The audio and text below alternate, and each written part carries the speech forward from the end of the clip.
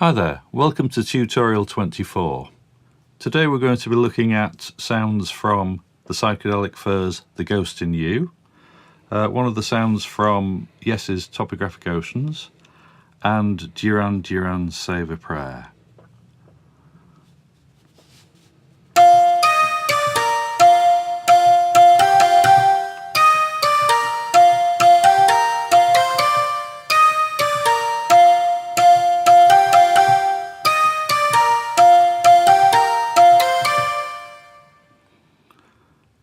Now I'll be showing you how to get the sound that you've just heard, The Ghost in You, Psychedelic Furs. We're going to be using an initial setting, and with the initial setting I always like to reduce it to one oscillator and turn the velocity right down as a starting point. Okay, this is quite a complex sound, so VCO1 is going to be on the wavetable sounds, and let's just have a little listen to some of the sounds on the wavetable. There are 66 of these, but we're going to use number 5, and the adjustment for that fifth wavetable waveform is 48.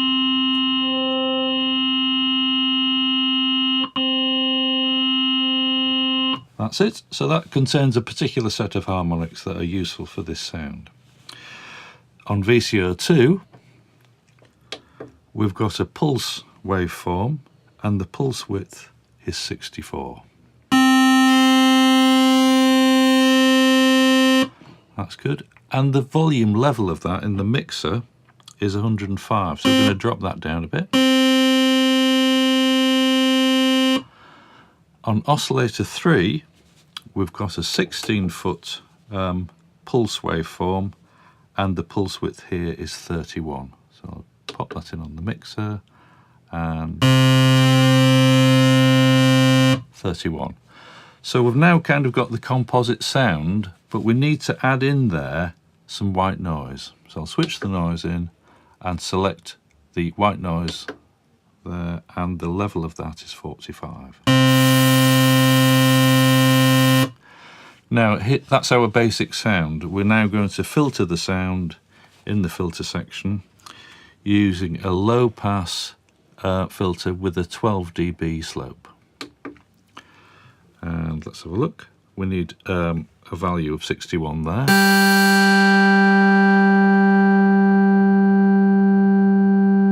There's 61. Resonance is 68. Now you can hear the resonance coming in.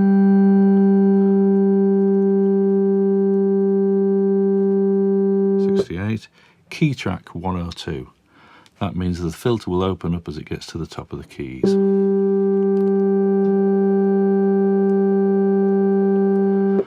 Okay, now for the filter envelope.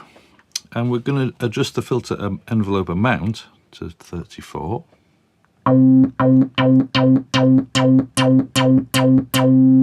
And that's a good start for, you know, some really quite good bass sounds, but this particular one is quite high up. We're going to adjust the filter envelope here. Attack time 0, decay time 23. There we are. Sustain 0, release 82. Now you won't hear a lot of the release until we get to the amplifier envelope. There we go, release 82. On the amplifier envelope, attack 0, decay 73,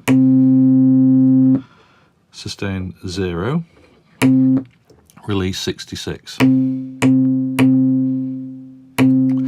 Now we're starting to get somewhere near the sound. Okay, what we need to add to that is a bit of reverb.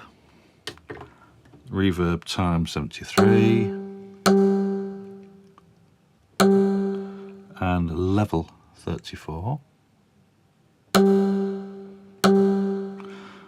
Okay, and some chorus. Now the chorus setting is the preset chorus, which is rate 20 and depth 50, and you can adjust the depth of that to suit, actually. any variable amount on that is good. Now, in actual fact, what we have here is the very basic sound.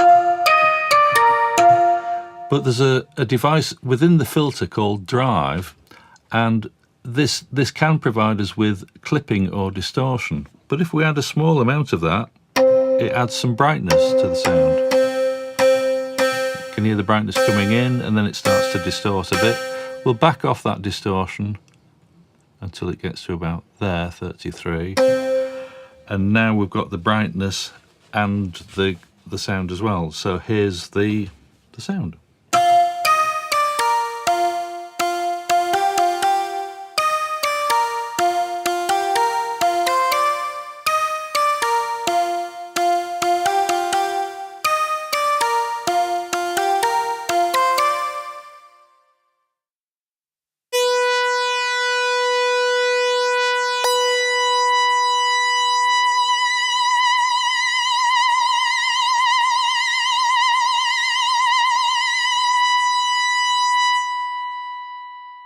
What you heard there was one of the sound effects that was used on Yes's Dance of Dawn from Tales of Topographic Oceans.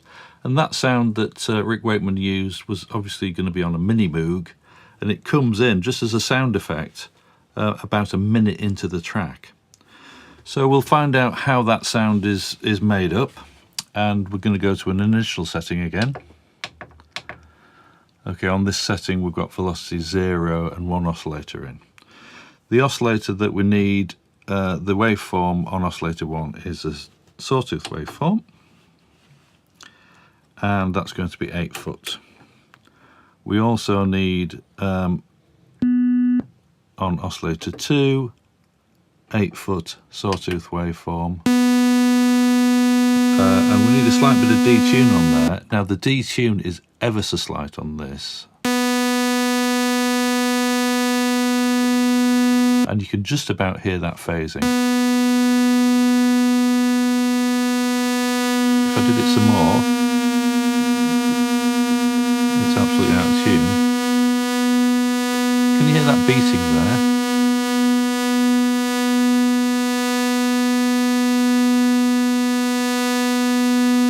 Okay, we're just about there with that sound. Now we need a mono button in, because the mini Moog is obviously mono. We need a glide function, and the glide tends to work, really quite well in mono mode as opposed to poly mode. And we need a value of 20 for that. That means that we can slide from one note to another note. You can hear that kicking in there. We need to set up a vibrato, and we're using the vibrato on the wheel. Now, although this says wheel here and refers to this wheel over on the left of the keyboard, it also works as an aftertouch on the keyboard. So we'll just set up the wheel first. I want that to apply to oscillators 1 and 2. I want a speed of 58, which is quite fast. Wheel speed. Where are we? 58.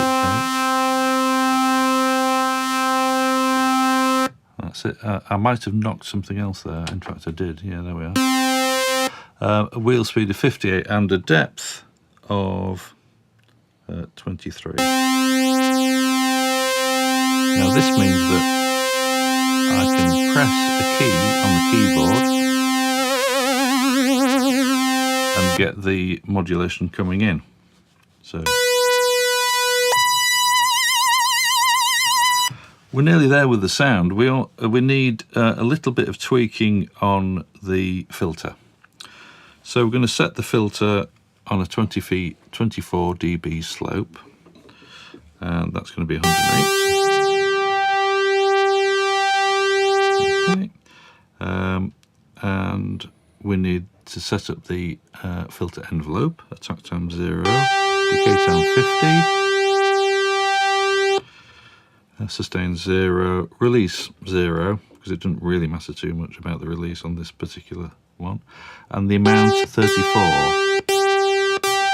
That gives us a little bit of a brighter peak at the beginning of the sound, but the peak is going to kind of dissolve a little bit as we add the amplifier envelope. Attack time 45, and you can hear the sound fading in there.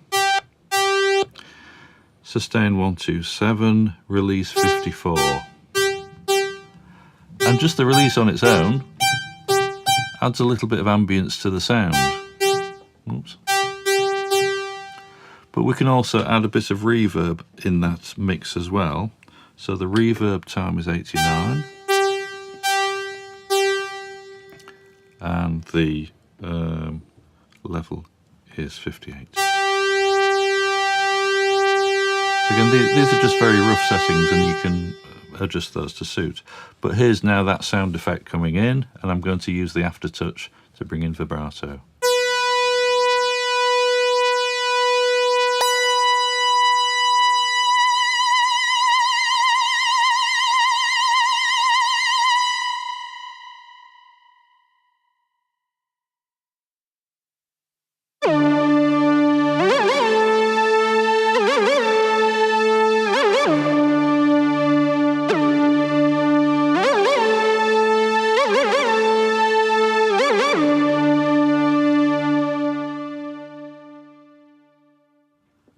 Now there you heard the synth parts from Save a Prayer by Duran Duran.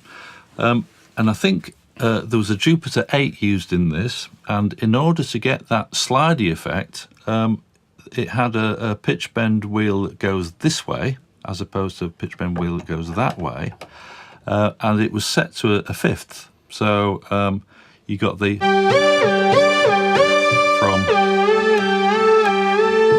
got it from a wheel rather than from the portamento function. But I find that on the Studiologic Sledge it works better with the portamento function. I'm calling it portamento, of course on here it's glide. So that was my preset for Save a Prayer. I'm going to go to an initial setting. Yeah, that's good. And this is quite a complex sound because oscillator 1, we've got a mixture of pitches. Oscillator 1 is 16-foot pitch on a pulse wave, and the pulse wave is 52. Oscillator 2 is an 8-foot pitch, and that's pulse width 53. Remembering to switch that in here. Oscillator 3 is a sawtooth waveform at a 4-foot pitch. Switch that in like that. Now we need to balance up these oscillators here to get the right sort of pitch effect. Number 3 on sawtooth is fully up. Number 2 on pulse is fully up, but the bottom octave is reduced to 55. That's about sort of less than halfway, but it also gives you the concept of what pitch the note it's at. Now, although I've used pulse wave on oscillators 1 and 2, we're going to use some pulse width modulation from LFO1. So pulse width modulation on LFO1, and we need a smooth sine wave for that. The speed is 28. And you won't hear anything until I put some depth in, and the depth is 43. And that gives a kind of a phasey kind of sound, a richness to the sound, which the Jupiter 8 was good at. We're going to use the mono function, like we did before. The glide, or portamento as it's sometimes known, is set higher up this time to 43. Okay, and then we're going to move over to the filter section. We're using a low pass filter at 12 dB slope, and the cutoff here is 89.